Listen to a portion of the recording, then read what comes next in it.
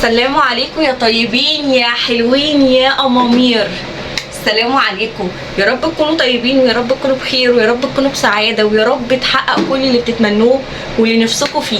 احنا النهارده يومنا يوم طويل جدا، هنعمل حاجات كتير قوي النهارده مع بعض. في كركبه هننضفها. هو كل حد في الدنيا مطبخه بيبقى كده وبينضفه وبيبقى نظيف، فانا لسه ما نضفتش فهنضفه وهيبقى فل الفل ان شاء الله، يعني على الله حكايتنا. وهنمسح وهمسح شويه حاجات كده معاكم، وهنعمل اكل ويوم تحفيز ويوم عالمي ويوم تشجيع. الفيديو بتاعي فيديو تشجيعي ليكي يا كسلانه. انتي ايوه انتي كسلانه، قومي تشجعي، قومي كده اعملي اكل، روقي، نضفي، شوفي عيالك كركبوا ايه نضفيه. فهننضف مع بعض. هو يوم طويل بس تشجيع وتحفيزي، ويا رب يعجبكم ويا رب اكون خفيفه عليكم ويا رب القناه بتاعتي تعجبكم وتنال اعجابكم، وان شاء الله نفضل مع بعض وحاجات هكون هوريها لكم قبل ما نصور الفيديو مع بعض، واوريكم هنعمل ايه النهارده في يومنا. تمام؟ حاجه بصوا حبايبي، انا اشتريت كيلو دقيق عشان هنعمل بيتزا، ودي خميره كوكس عارفينها. هو الراجل قال لي حلوه يعني احلى من دريم، فهنعمل بيتزا. واشتريت زيتون مخلي عشان نعمل بيتزا لان ولادي بيحبوها، فهنعمل بيتزا النهارده. يبقى النهارده يومنا فيه بيتزا. دي للاطفال للولاد اللي هم جودي وجانس وعبد الرحمن. كده الحاجه دي بتاعت جودي وجانس وعبد الرحمن. احنا المواعين هنغسلها ما تقلقوش مش هنسيبها. طيب جبت ايه تاني؟ جبت جبنه الحريفه، جبنه موزاريلا فشته موزاريلا. هنعمل طبعا بيتزا يعني جبنه، فلقيت جبنه الحريفه دي بيشكروا فيها كويس جدا بيقولوا تحفه، فجبت منها اللي هي الكيلو. وجبت طبعا لابو العيال، ابو العيال ما بيحبش البيتزا شويه، جبت له سجق بقري اللي هو السجق الاسكندراني ده، مش عارفه تعرفوه ولا لا. جبت له نص كيلو سجق. وجبت ايه تاني؟ وجبت كبده بقري، جبت له نص كيلو برضو اهو، الوزن 500 جرام. جبت صوص تكساس، قلت يعني ممكن نحطه على البيتزا وممكن نعمل برجر في مره كده فيبقى عندي. هما العيال بيحبوه. وصوص باربيكيو، هما بيحبوا الاتنين دول. والعيتين في حته تانية في الصوصات بتاعتها، حرفيا الصوصات بتاعتها حاجه وهم، لازم تجربوه. صوص التكساس ده والباربيكيو حاجه. جبت الحاجات دي وجبت جرجير، حزمتين جرجير هي حاجه. فانا عشان هعمل النهارده سجق اسكندراني يعني انا النهارده هعمل وجبه سجق اسكندراني، فيعني خليكم معايا بقى والفيديو ان شاء الله مش هيطول عليكم. طبعا انتوا شاطرين وبتعرفوا تعملوا كل حاجه، بس يعني احنا زي ما قلت لكم بنحفز بعض. طبق بس ما تحطش كميه. طب اللي هيقول لي ما غسلتش المواعين ليه قبل ما تعملي البيتزا؟ لا، انا هعمل البيتزا الاول وهسيبها تخمر براحتها ونغسل المواعين مع بعض. يعني كده احسن واضمن، عشان برضو نكسب وقت. فانا عملت اهو، حطيت نص الكميه، فمش عارفه بقى يعني هم عايزين ميكسمون بيتزتين، يعني هعمل بيتزتين بس. احط شويه تاني عشان خاطر في اللي هي البيتزا السايله، بس حسيت ان انا مش يعني الجبنه هتبقى داخله في العجين فمش هتبقى ليها طعم. اللي هي البيتزا السايله دي عارفينها. انا حطيت اهو معاكم دقيق. هنحط بقى، فانا عندي الكاتل فيه ميه دافيه، هنحط في الكوبايه. انا قلت كده التصوير عشان يبقى اوضح. حطيت نص كوبايه ميه دافيه، تبقى فتره يعني دافيه، تبقى زي العين يعني حاجه بسيطه. وهنحط مع الدقيق هنا نحط ذره سكر وذره اهو سكر، ذره ملح. طيب ايه تاني؟ الخميره لو انا ضامنه ان هي نشطه يعني كويسه بالعربي كده. لو هي ضامنه ان هي كويسه حطيها على طول، لو مش ضامنه ان هي كويسه اختبريها في الميه زي ما انت عارفه. انتوا بتعرفوا تعملوا كل حاجه، بس انا كلامي لناس معينه تتعمل ازاي يعني. هنحط الباكت كله. هتقولوا لي باكت كتير على الكميه، بحس ان نص الكميه لا ملهاش لازمه. وهنحط ميه. طبعا انا حطيت نص كميه الميه مش كلها عشان يعني نشوف. بسم الله الرحمن الرحيم. انا طبعا يعني الخمير يعني البيتزا احنا اللي هناكلها، ف محدش يجي يقول لي انت ما غسلتيش ايدك، لا انا غاسله ايدي كويس. هواجيلكم. بصوا انا لميتها اهو، لميتها. بصوا اهي بتطلع في ايديا، هي قطعه اهي. تحب تطعمها، بصوا ايديا بتحب تطعمها تحط لها زبادي، تحط لها لبن بودره، كل ده انت بتخلي العجينه بتاعتك غنيه، بتخليها غنيه فيها اطعمه كتير ومفيده وفيها فايده وفيها حاجات كتير. بس انا بحب بصراحه اكلها بالطريقه دي اللي هي البيكنج باودر، الخميره والدقيق والميه الدافيه ومعلقه سكر وذره ملح. انا بحب اكلها بالطريقه دي. كل واحد بقى هو حر في طريقته. بصوا انا هشيف ازاي. بصوا العجينه تعرفي ان هي ناجحه لما تبقى بالشكل ده. لما تبقى بالشكل ده ما بتلزقش، تبقى عجينه ناجحه 100%. هي المطلوب هي تلزق شويه عشان تبقى طريه وتبقى حلوه، تبقى ملبل كده، تبقى عجينه ملبل. فانا عملتها اهو معاها، وهنشوف هنعمل ايه بقى تاني.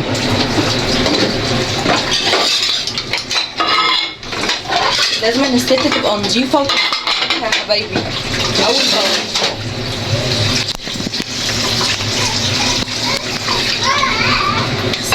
اغسلي بيتك. امي على طول تقولي الكلمه ان الواحده لازم تكون نظيفه في بيتها. احنا كده ايه عملنا العجينه بتاعت البيتزا. انا مغطياها هناك اهي وسايباها تخمر مع نفس. شجعوني وحفزوني. انا كان نفسي افتح القناه دي من زمان جدا، كان نفسي افتحها من اكتر من 8 سنين، قناه على اليوتيوب. ربنا ما قدرش الزحمه، لان الرخامه زي ما انتم شايفين صغيره، فمش هحط هنا بقى طقم سكاكين وهنا طقم معالق وهنا طقم مش عارفه ايه، لا بتخنقني بصراحه. فهغسل حطيت شويه ربسه في الحوض وهغسله. هندعكه كويس. الحوض ده حاجه مهمه جدا ان هو ينضف، يبقى على طول نضيف. نعم حاضر اهو. اديني غسلته كويس جدا. نعم غسلته كويس جدا معاكم اهو. ايه على النظافه. انا مخصصه ليفه للحوض وليفه للمواعين، يعني مش كله بعمل بيه يعني، لان ده حاجه مقرفه جدا. الناس اللي بتعمل الليفه كله حاجات كله، لا انا مخصصه الليفه عبد الرحمن بيشد حاجات ورايا فركزت معاه عبودي، فمخصصه الليفه هو شد حاجه وجري. مخصصه الليفه للحوض وليفه للمواعين. وانا على طول بقطع كده، يعني على طول تلاقوني بقطع كده، مش مركزه بسبب عبد الرحمن باشا. من ساعه ما خلفته هو الله يبارك له، ده بوتاجازي ده من ساعه ما اتجوزته وهو مش شغال. هو 5 عيون بس 5 يعني رايحين في 60 داهيه. فانا بشغل جوزي جاب لي ده عشان عبد الرحمن هيجي دلوقتي يشد السكينه اهي. فبشتغل ساعات على ده اللي هو بالكهرباء، وساعات بشتغل على ده. طب بتشتغلي على ده في ايه؟ شغاله عين واحده مؤقتا يعني لحد ما ان شاء الله بامر الله جوزي قال لي هشوف لك حل للموضوع ده. بصوا بقى احنا قلنا ايه بالمره بنعمل سجق اسكندراني. قلت اعمل شويه بطاطس محامير، هنعمل ايه تعجبكم وان شاء الله يعني الاكل. مين انا شايفه ان دي يعني مش عارفه، هم ما بيحبوش العجينه تبقى كتيره فيها بصراحه، فانا هقسمها لان العجينه كده هتبقى كتيره قوي، يعني هتبقى مليانه عجين. هنعمل كده. يعني على فكره بتتفرد معايا بسهوله جدا. بتتفرد الصوص بتاع قشطه ازاي؟ عارفين ليه قشطه؟ عشان العجينه معموله في الحاجات المصنعه، ما بيحبوش اللحمه. اهو السجق، بصوا بصوا زي العسل ازاي، بصوا يتاكل حاف ازاي، بصوا بصوا حاجه كده خطيره وريحتها خطيره. ان شاء الله يعجبكم، عشان هو ابو العيال بيحب ياكل السجق ده بالطحينه. نرجع تاني للبيتزا، ما احنا هنا شويه وهنا شويه. طيب هنعمل ايه في البيتزا؟ هنعمل ايه دلوقتي؟ هناخد صوص باربيكيو، صوص باربيكيو عادي. هنحط على العجينه اهو بالشكل ده،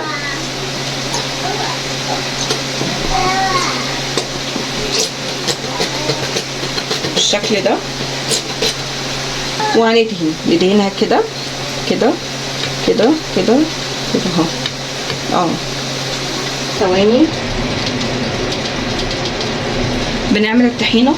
انا يعني شاطره شويه في الطحينه، هوريكم بقى بنعملها ازاي. حطيت شويه طحينه اهو. هنحط خل وملح وكزبره بس، هو ده اللي انا بحطه للطحينه. بحطش ولا زياده ولا اقل اهو.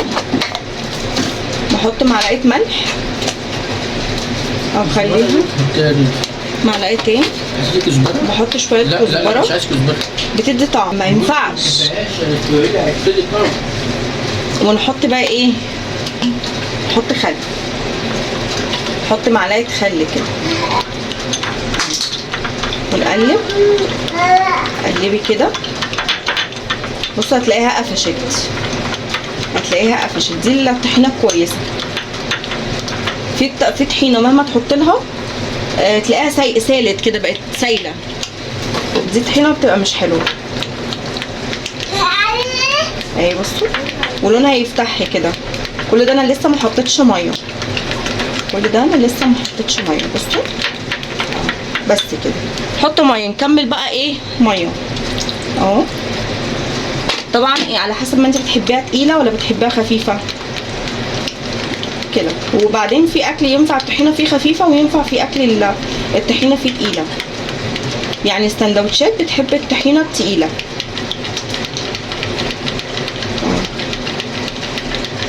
تغمزيها كده جنب اكل مشويات، ممكن تخفيها شويه، ما تبقاش تقيله قوي اهي. على فكره في ناس بيحط لها كزبره وحاجات، انا ما حطيتش اي حاجه لان جوزي ما بيحبش اصلا ولا كزبره ولا اي حاجه،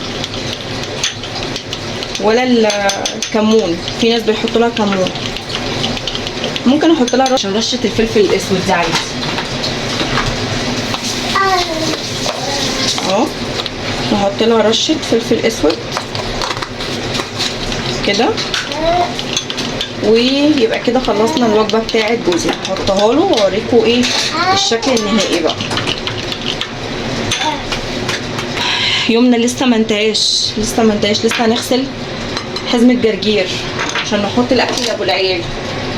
انا بسخن العيش في الفرن، هنا بسخن العيش، وهنا البيتزا لسه ما دخلتش الفرن، لسه هنكمل حاجات فيها. نحط لها جبنه، وهحط لها تركايه بتخلي البيتزا طريه وما تنشفش منك ابدا. هقول لكم ايه التركايه، بس ايه نكمل اللي احنا بنعمله هنا. نكمل اللي احنا عايزاكم بصوا لكم نظره. خشوا جوه الحله، بصوا السجق، بصوا السجق، بصوا الصوص اللي نازل اللي لونه احمر ده، شايفين؟ هو ده السجق على فكره، هو ده السجق. اللي اما بلاش جرجير طبعا هنحطه، هوريكم برده في الاخر الشكل ايه. هي دي الوجبه بتاعتنا بتاعت النهارده لابو العيال اهو بالشكل ده.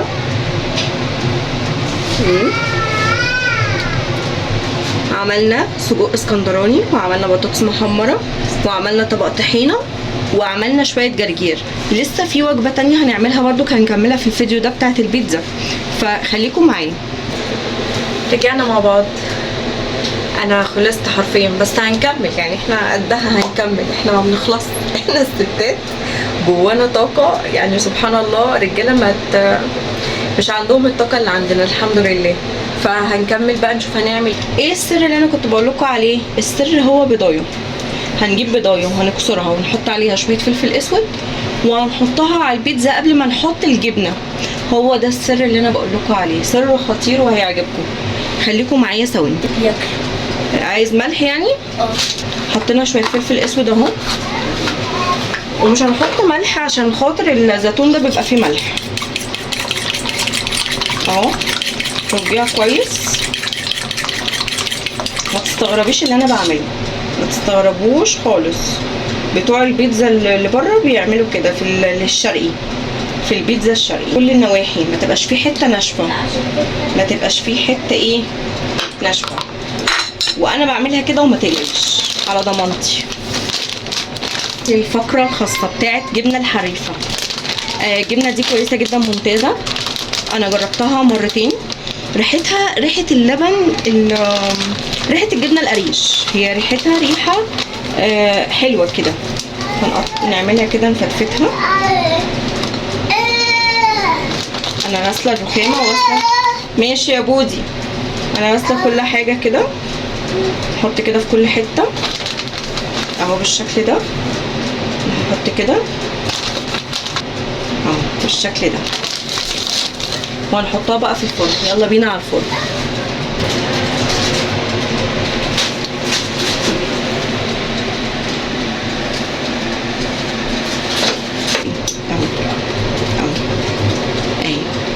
بصوا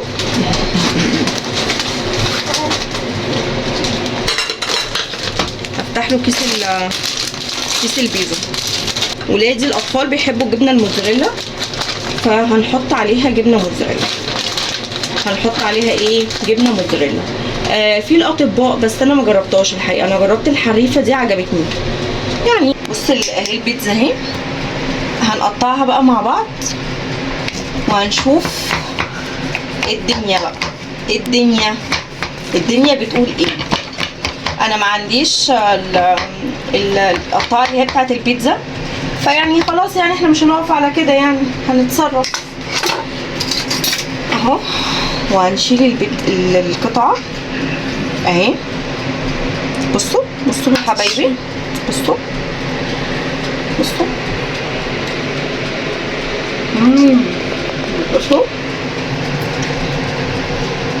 بصوا حلوة، طعمها تحفة. ما تنسوش اللايك. باي.